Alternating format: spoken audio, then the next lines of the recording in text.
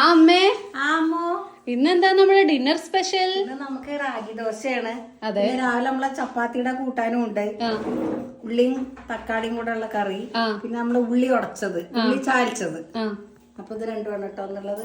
കഴിച്ചു നോക്കൂ. റാഗി ദോശ നല്ല സൂപ്പർ ടേസ്റ്റ് ആണ് കേട്ടോ. നല്ല ടേസ്റ്റ് ഉണ്ട് കേട്ടോ. ഗോതമ്പ് ദോശേനേക്കാൾ ഒരുപടി ഹെൽത്തി ആണ്. ടേസ്റ്റി. കഴിച്ചു നോക്കൂ.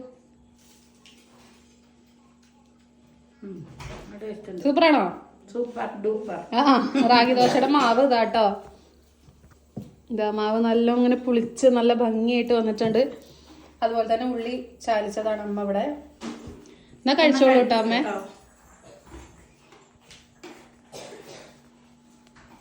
ഇതാ കുഞ്ഞാവ എത്തിയപ്പോഴത്തേക്കും കുഞ്ഞാക്ക് റാഗി ദോശ വേണോ? ആണോ? ആ എന്നാ കൊടുക്കാം.